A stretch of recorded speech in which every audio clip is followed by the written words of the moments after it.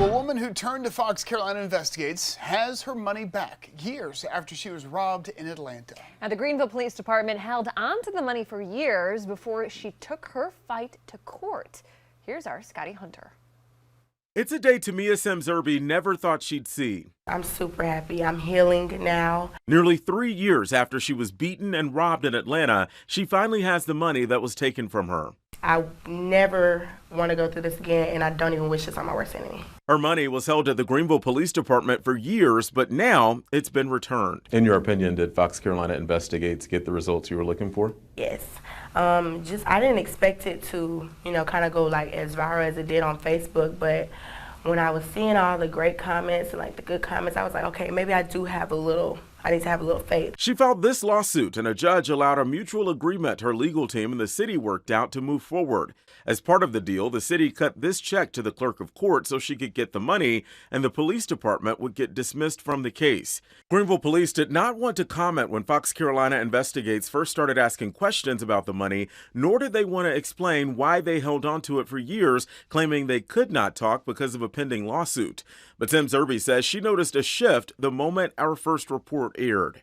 All the publicity that it was getting. When we reached out to the police department after the agreement was honored, the city followed up with us saying the police department was not holding the money as evidence, but instead they were holding the money for safekeeping until a court could decide the rightful owner.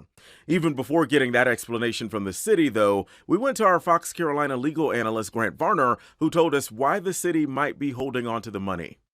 Well, the city of Greenville has an issue. Who do they return this cash to? How do they get it back in the hands of the rightful owner? And that's difficult to determine. And certainly the city doesn't want to be liable if they give the money back to Ms. Sims-Irby only for a couple of weeks later someone else to come along and say, hey, whoa, that was my money and I can prove it. The city also pushed back, asking why Sims-Irby waited until this year to file a lawsuit if the money was being held since 2022. Sims-Irby says she tried several times to get her money back from the police department directly, but got the runaround.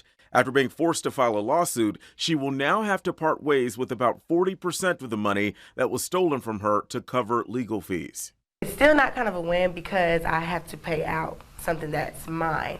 And it was just like a big waste of time. Right now, she just wants to turn the page on this whole ordeal and move forward. It's some things that I wish I could have fought a little bit harder about, but it's like, it's not even worth it because it's been 3 years, so let's just get this over with.